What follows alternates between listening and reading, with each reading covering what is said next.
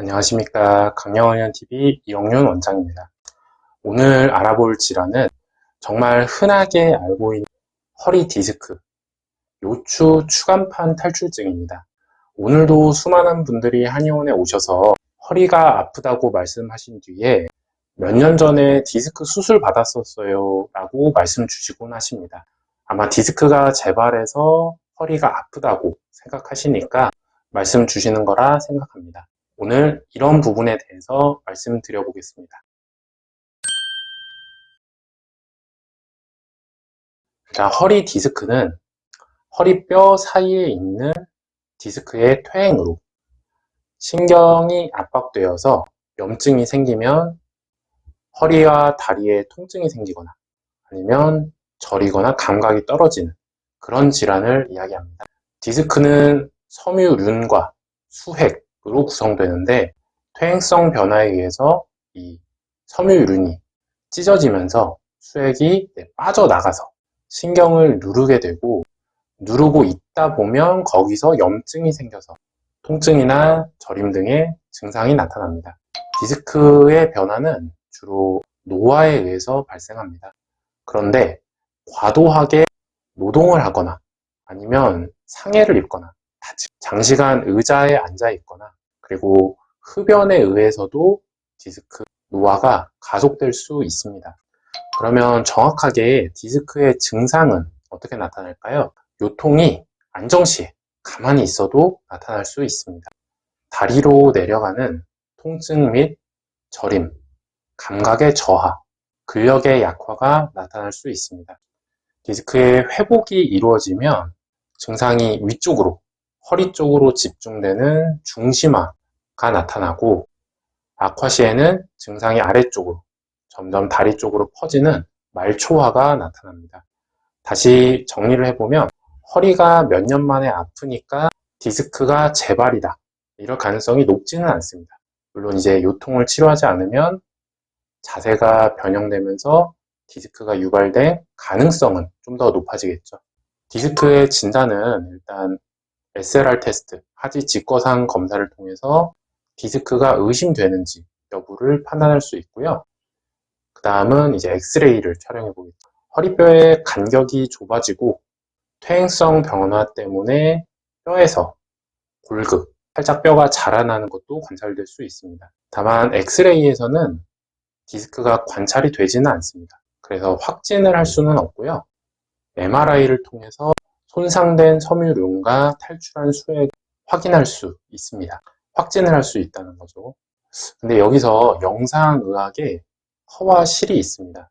그러니까 디스크가 영상의학적으로 탈출한 것과 증상이 꼭 일치하지는 않는다는 것입니다.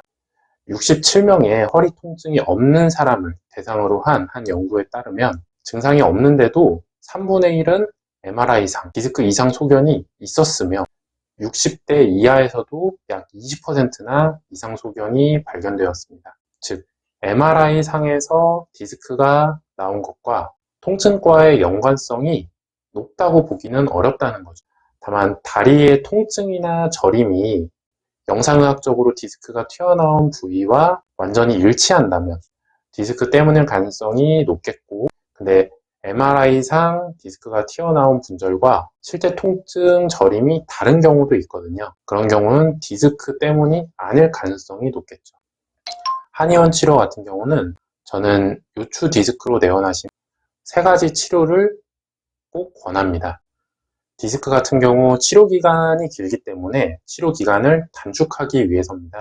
첫 번째는 침구 치료로 디스크가 뒤로 자꾸 밀려 나오는 압력을 받아주기 위해서 인대나 근육에 침치료, 도침치료를 하고요. 두 번째는 약침치료, 특히 봉침치료는 소염 효과와 통증 억제 효과가 좋습니다. 한의원에서 하는 디스크 치료에는 필수적이라고 생각합니다. 세 번째는 추나요법입니다. 척추 변위를 교정하고 디스크의 압력을 감압하는 효과가 뛰어납니다. 특히 디스크 상병명 같은 경우는 추나 본인 부담금이 복잡 추나가 50% 정도로 굉장히 낮습니다. 그만큼 추나를 많이 디스크에 적용한다는 거죠. 그 외에도 한약 치료는 신경근 등의 신경에 염증이 생긴 것을 빠르게 개선하는 효과가 있습니다. 동의보감의 풍요통이 요통에 더해서 하지로의 통증, 당김, 뻣뻣함에 대해서 서술하고 있는데요. 이에 해당하는 처방 위주로 조제해드리고 있습니다. 이렇게 치료를 했을 때 일반적인 경우 2개월 정도의 치료로 절반 이상 불편이 감소하게 됩니다. 근데 반드시 수술을 고려하셔야 되는 경우가 있습니다. 운동신경마비로 근력 저하가 심해지시거나 아니면 대소변에 실금이 나타나는 이 경우를 이제 마미 증후군이라고 하는데요.